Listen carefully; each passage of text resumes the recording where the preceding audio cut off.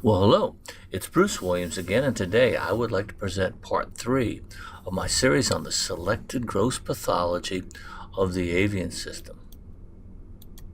We're going to talk about the hemolymphatic syndrome.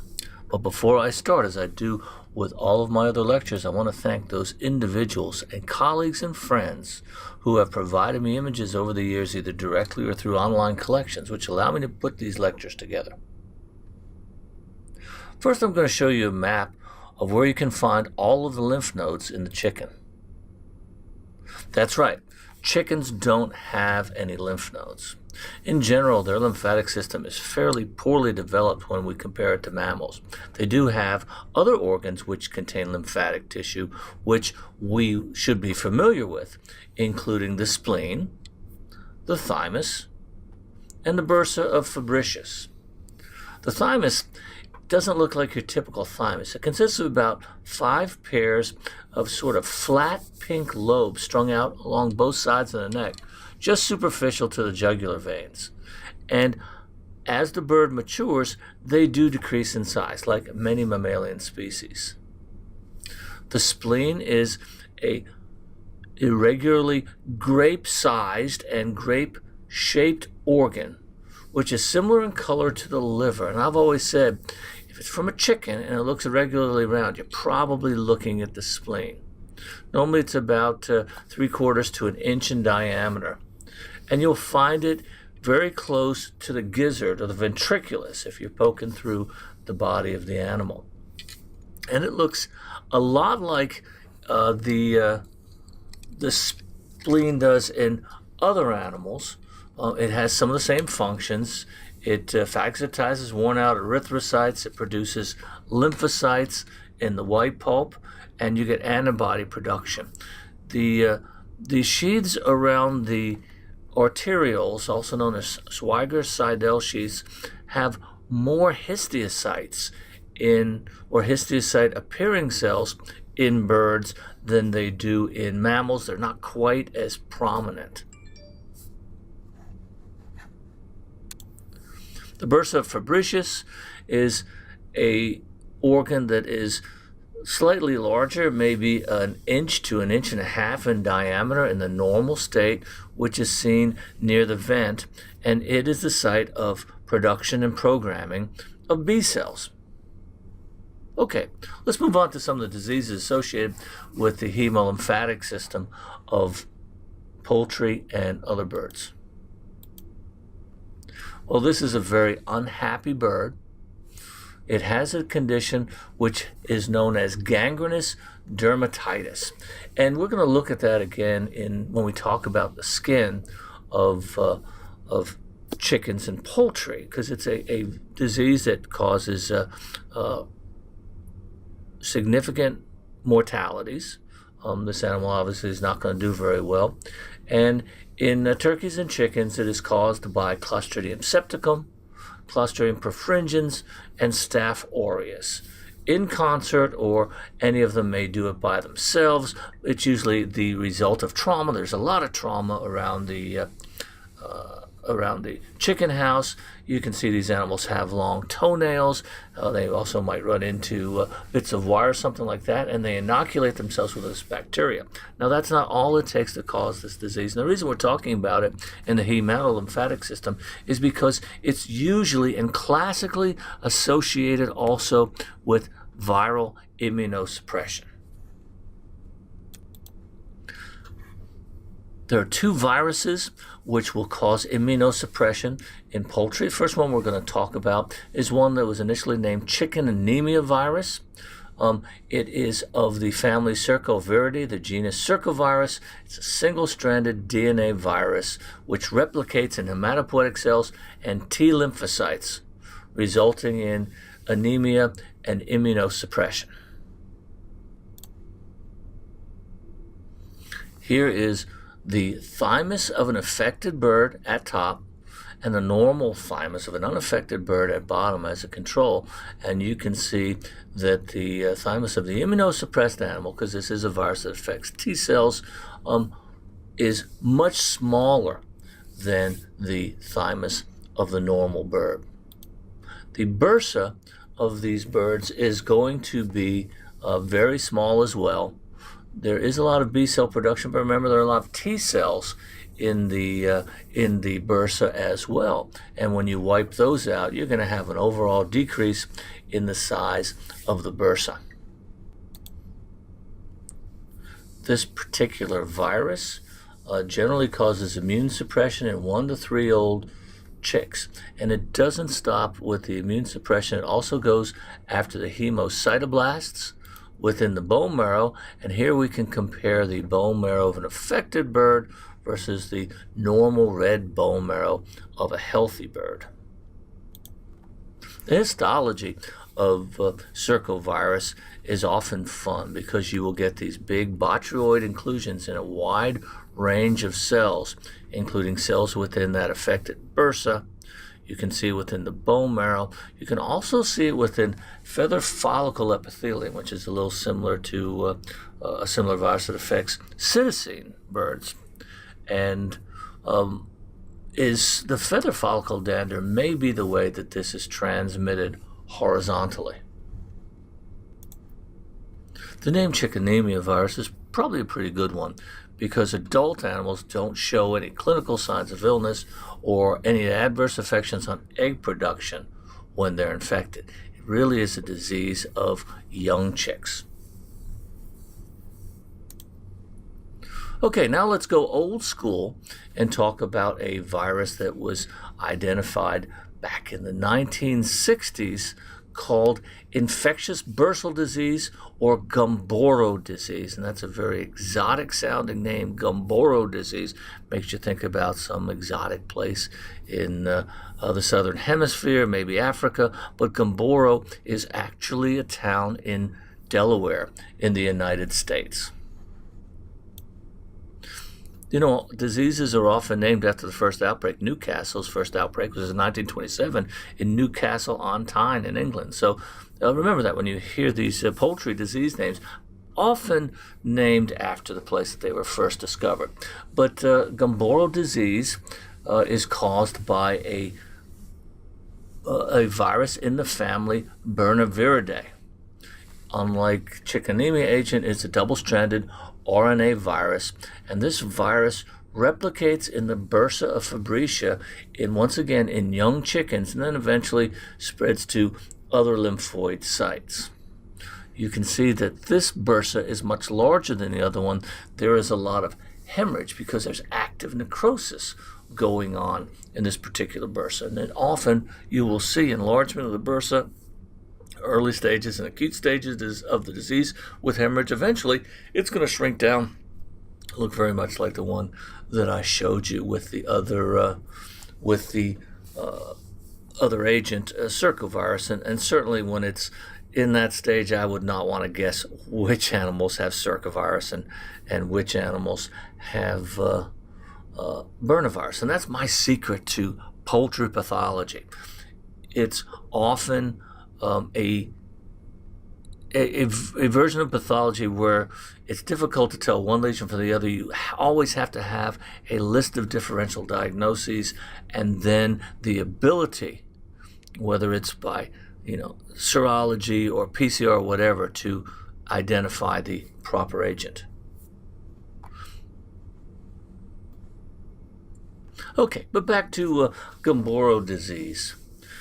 Chickens are the only bird species that is probably develops disease associated with this burnavirus, and virtually all major flocks are exposed to the virus either through natural infection or today through vaccination. There are two strains of this virus: strain 1, which is pathogenic; strain 2, which is the other.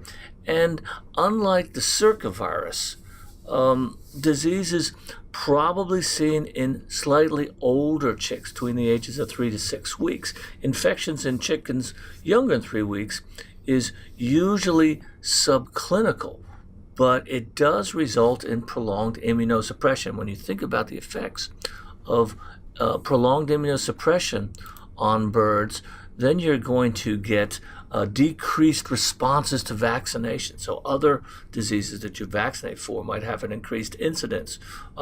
You will have a poor feed conversion, an increased rates of carcass condemnation, and probably decreased egg laying. So it does affect all parts of the production process.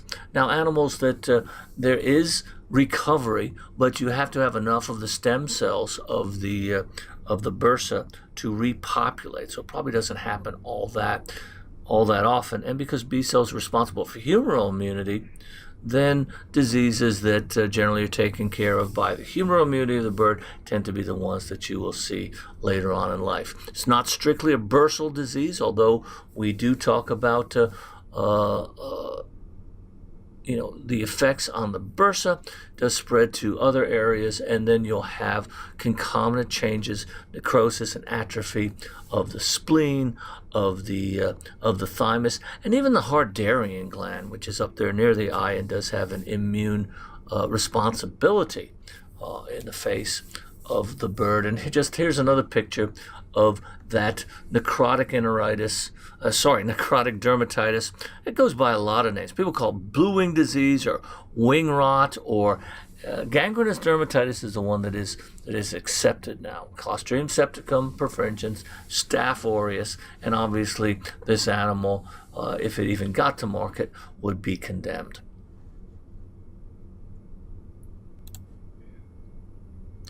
Okay, here's one of my favorite diseases. It's a very nice descriptive disease, and the disease actually matches its name very well.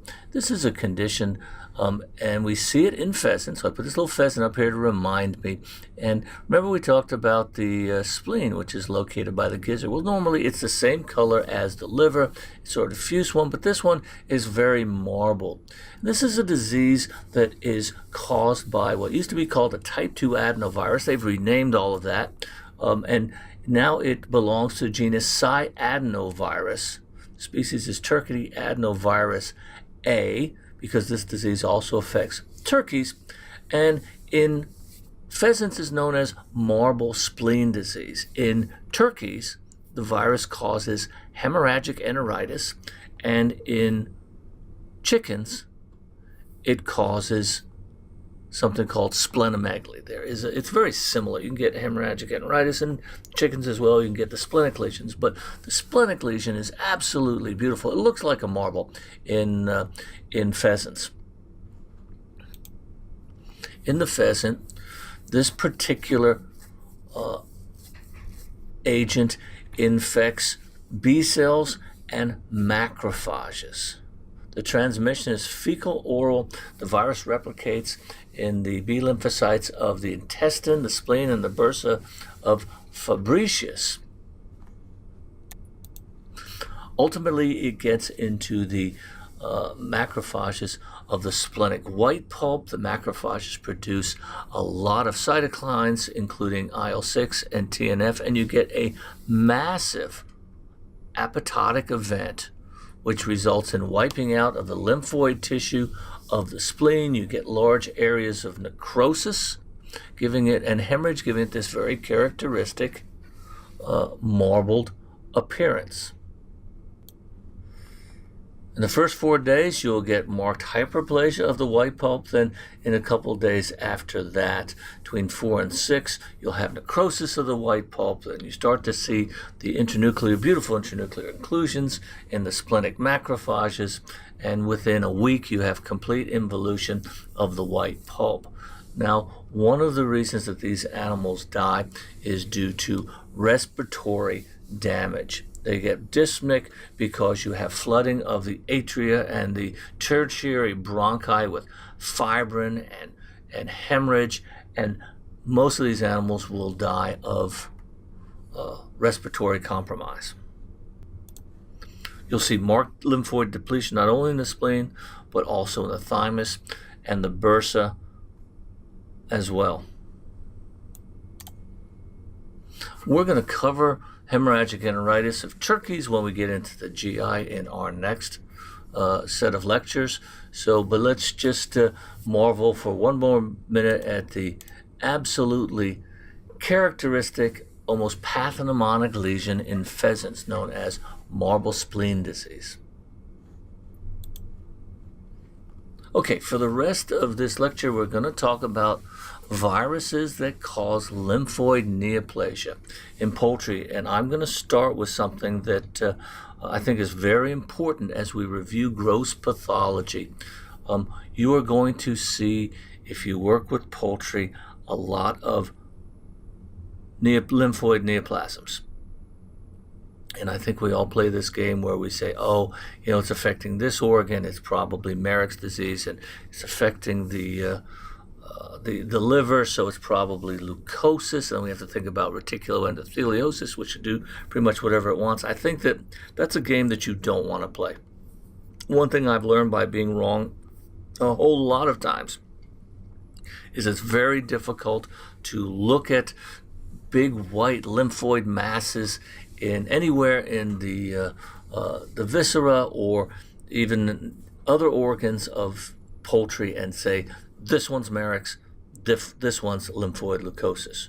Try to avoid that game. There are a couple of presentations that seem to be a lot more typical of Merrick's versus lymphoid leukosis, and I'll show you those, but I think that when you're faced with a nice picture like this with large masses within the liver, I think the best thing that you can do is say, that could be herpes virus, that could be retrovirus, that's Merrick's and lymphoid leukosis retrospectively, that could even be reticuloendotheliosis. And this is very common in backyard flocks. We see them in the diagnostic lab close to here. Fairly commonly, there's often a sort of a very low background in these flocks. They tend to know what they have. And the economics in this part of the country is that it's cheaper to get another chicken than to go for the molecular absolute diagnosis. If you're dealing with large flocks with commercial production, yes, they will go for that. But a lot of these backyard birds, and you end up sort of in a frustrating way saying, yeah, it could be Merrick's or it could be lymphoid leukosis, and that's as far as you get to go with them. I did have a Dr. Cindy Bell, and maybe she doesn't want me to describe this to her, but she gave me a tip a number of years ago, at least microscopically, that sort of helped. And she said, when you look at these tumors, and they're due to Merrick's disease, which is a transforming herpes virus. It used to be called gamma herpes viruses. When you look at those, they tend to be a lot more beat up. There's a lot more necrosis or poor preservation as opposed to the B-cell tumors caused by the retrovirus that causes lymphoid leukosis, which are usually in better shape. I haven't applied it that often or been able to apply it to animals. I knew exactly which one it was, but I certainly see what she is talking about. So if there's any merit to that, I'm going to ascribe that one to her. And I've always remembered that. Okay, so when you're looking at these tumors in the spleen or in the liver, sometimes they're diffuse, sometimes they're nodular. I think this is a differential diagnosis situation. It could be Merrick's disease, it could be lymphoid leukosis. In the very rare cases, it could be reticuloendotheliosis. We'll look a little bit more at those. Let's look at some of the more characteristic at least in the textbooks, presentation of some of these diseases. And here is the poster child for Merrick's disease, the hurtling chicken with one leg stretched out. That this one, if the animal is alive, it's sort of grabbing the ground and pulling along. And this one's trailing behind. Usually it's straight like that because this one is paralyzed. And the reason that it's paralyzed is because the sciatic nerves, this is a great picture by Guillermo Ramoldi, and the sciatic nerves are infiltrated with neoplastic T cells. Now, some people will call this a lymphocytic neuritis, and when we look at some of the other, they call them lymphocytic. I just, for ease, I just will call it lymphoma of the sciatic nerves. I don't think that there's a lot of importance whether you want to call it, lymphocytic folliculitis or lymphocytic neuritis versus lymphoma. I just call them all lymphoma. Sometimes these lesions are unilateral, giving us those hurtling chickens. Sometimes they're bilateral like this, but you can see, hey, all of these spinal nerves are infiltrated by neoplastic T cells. And you can see masses in the viscera. You can see masses within. Here we see the skeletal muscle. Just remember, this is a alpha herpes virus. It's now a Mardi virus. I don't know how to remember that. I think about Mardi Gras. And the species name is Gallid herpes virus 2. Don't confuse it with Gallid herpes virus 1, which is the causative agent for infectious laryngotracheitis, which we just looked at. That's a classic alpha herpes virus, which causes a lot of necrosis. These used to be characterized as gamma herpes viruses, and these are the transforming ones, which cause, they become latent infections of T cells in a wide variety of species, including rabbits and including non-human primates. But it's best characterized by Marek's disease in chickens, a disease that everyone should know about. And you'll see visceral tumors, you will see tumors in just about every organ of the body except the lymph nodes. And if you're asking why not the lymph nodes, you need to go back and review the beginning of this lecture. Just another picture, large diffuse infiltration of the kidneys. And just to say that these tumors, like any lymphoma, can cause diffuse infiltration, megaly or enlargement of any particular organ as well. I don't think there's any diagnostic feature to this. There might be somebody who says, oh, that's lymphoid leukosis, and you very well may be right, but I've long since given up trying to guess which one it is. Another very characteristic condition that is associated with Marek's disease, it's what is known as gray eye. And gray eye, you can see, here's from a normal bird, and here's from an animal with iridal, that's iridal, iridal lymphoma or lymphoma of the iris.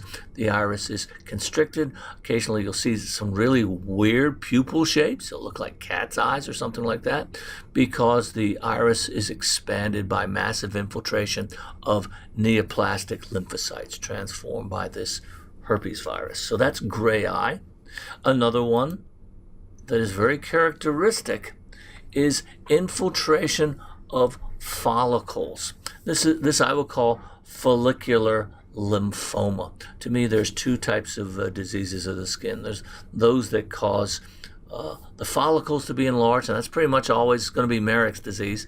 And there's the ones that cause a expansion of the interfollicular dermis, which is xanthoma.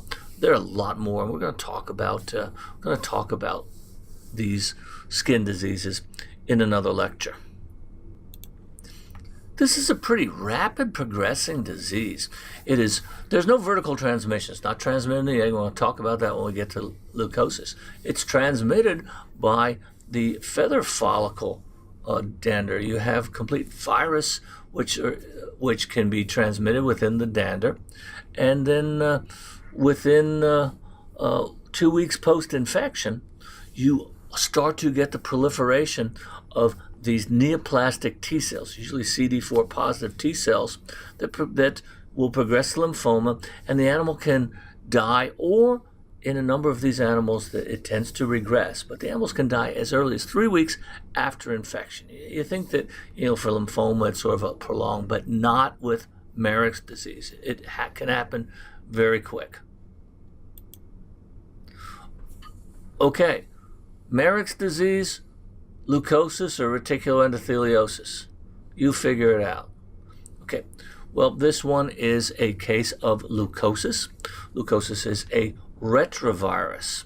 And leukosis is the most common form of a group of diseases caused by what's known as the avian leukosis sarcoma complex, or ALSC. And this particular virus, there are a number of different groups, and they can cause a number of different neoplasias within. There can be neoplasias of erythrocytes. There can be neoplasias of granulocytes. The vast majority of these are lymphomas. These are alpha-retrovirally infected animals. It is a retrovirus. It is, and as such, is transmitted through the eggs. Okay, so the animals are infected congenitally, although there is a possibility for horizontal infection. And the diseases are usually seen, this one takes a while longer, so it's usually seen in sexually mature birds. It is very common. These are B-cell tumors, very commonly affect the bursa. The leukosis is a clonal malignancy of B cells arising from the bursa, and the actual transformation usually occurs in the bursa itself, often as early as 4 to 8 weeks, but the tumors are not detectable until about 14 weeks of age. You're going to say, hold on a sec, I thought you said it was sexually mature birds. I thought you said it was the older birds, and you got to sort of readjust on this, because a 14-week-old bird is sexually mature. It's an older bird. It hasn't gone to market yet, but it certainly is in the age to go to market. So, and death rarely occurs before 14 weeks of age in these animals. You can have visceral tumors. It rarely affects the nerves. It rarely affects the eyes, but you get a lot of visceral tumors. They can affect the spleen. They can affect just about any organ. Here's a nice picture of another case of leukosis in which you have that diffuse enlargement and infiltration of the liver. As we said before, there are 4 subgroups, five subgroups, A, B, C, D, and J, and that's based on the proteins of the viral envelope. And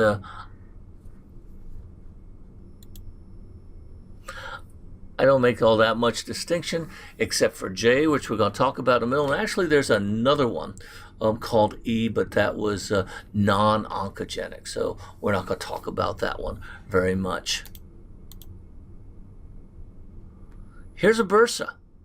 Here's an open bursa of a chicken. You can see the leaves that are very common, and you have to take my word for it. You can't see it in context, but this is a big bursa.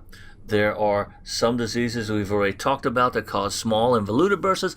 Only one that I can really think of that is going to cause an enlarged bursa, and that is going to be lymphoid leukosis. Yes, you may have the rare Merrick's tumor in there, because there are transformed T cells. You can get transformed T cells. They're part of the bursa, but usually a big bursa. You got to think about lymphoid leukosis. Leukosis is a B-cell tumor. They often have IgM on their surfaces, and there is no anti-tumor response that's ever been recognized in chickens. So once they get it, boy, they have got it. I should also mention that the third virus, reticuloendothelial virus, can mimic this, and you can occasionally get bursal tumors in reticuloendothelial virus, but I like this particular lesion for leukosis, as I like the follicular or the eye lesions or the nerve lesions for Merrick's disease. But you can't always be right with these tumors.